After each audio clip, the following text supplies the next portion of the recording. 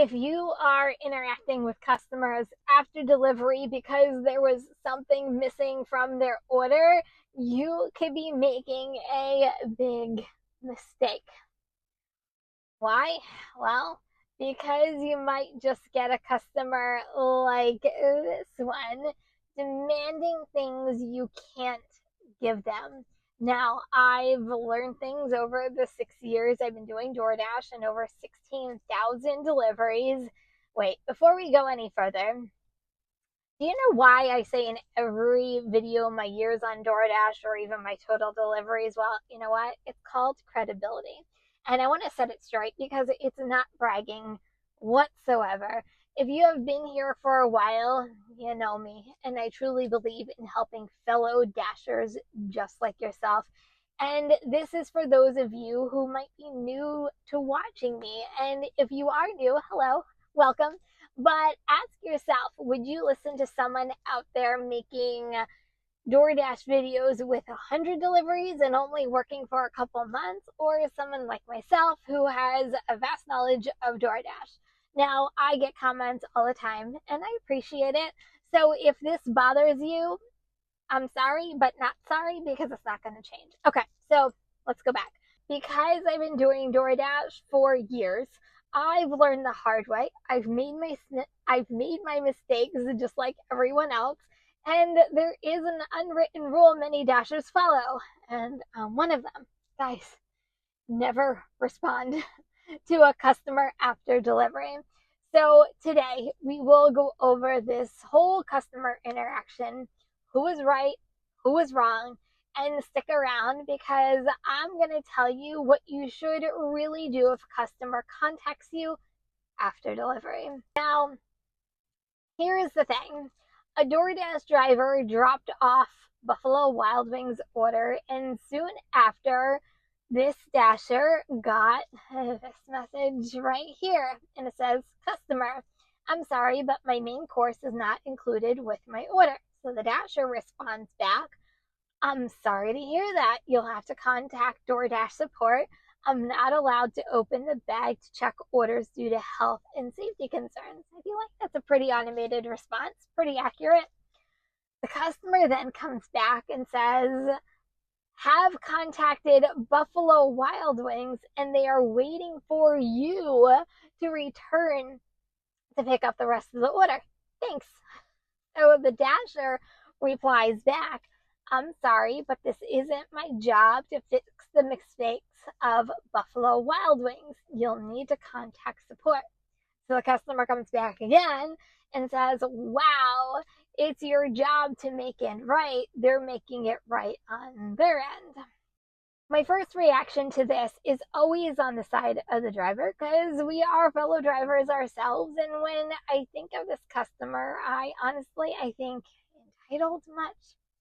Why would you expect a driver of all people to correct a mistake that the restaurant did? It wasn't the driver's fault. It was the restaurant's fault.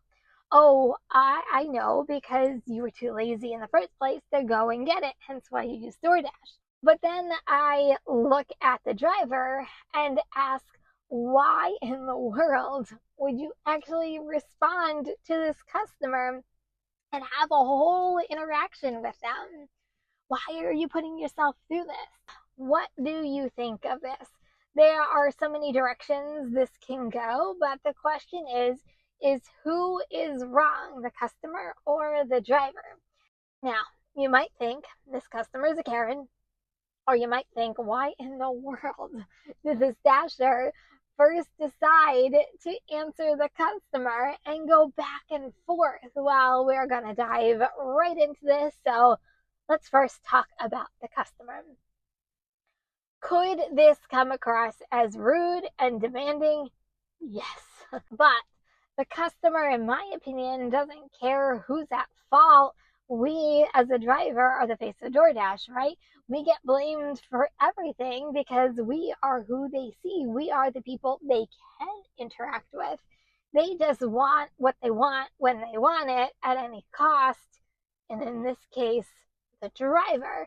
Even though we all know the liability is solely on the restaurant, not the driver. We can't even look into the bag, especially if it's sealed. This driver was absolutely correct.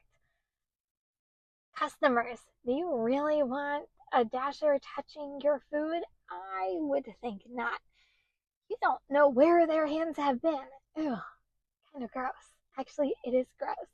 Now, Dashers, let's talk. I get you. I've been in your shoes. I've been there. When I first started, I thought I had to answer every single call and every single text a customer has sent me. I thought it was good customer service, right? That's what it is. It's all about interaction. At least that's where I come from in the customer service world. It's the right thing to do. I quickly learned, and I got burnt so many times, that I learned after drop off, you do not have to respond to any communication a customer sends or calls you, especially calls you. In the first place, as long as you made sure it was delivered to the exact address, you did what was expected of you as per DoorDash. You picked up, hopefully, you dropped it off to the right location, and you're on your way, and you're probably on your way to your next order. Hopefully, end of story. In this case, this driver decides not only to interact once, but man, back and forth, causing the problem to honestly escalate. And now the customer is demanding something of you. Think about this. What would the customer have done if you, as the Dasher, didn't respond? They would have had no choice to contact customer support, or AKA our support, and report the item missing. By you answering, you now put yourself in the middle, and you never want to be in the middle. You want the interaction to be between the customer and support. You don't know what to do. It's not your problem. And let's talk real quick. Both the driver in the situation and the customer said it is your job. Well, the last time I checked, we are independent contractors. I am not employed by DoorDash. I independently decided to take the contract of this order and deliver it. It is not a job because I am an independent contractor. Am I doing it to the best of my abilities? Yes, but I'm not here to correct, or I'm not here to give in to your demands as a customer. If you don't interact with the customer, guys, you're off the hook, and no customer is demanding anything of you. So who do you think is to blame? Is it the customer or is it the driver? I'm just curious. So through all of this debating, you might be thinking, Kim, I interact all the time with my customers. It's good customer service. I don't know why you wouldn't respond. Well, let me explain. Because I'm here to tell you, one day, if it hasn't happened to you already, you will get burnt. I promise you. You will get a demanding customer. You might even get a customer who curses at you and calls you bad names. Trust me. It's not a matter of if it will happen, it's a matter of when it will happen.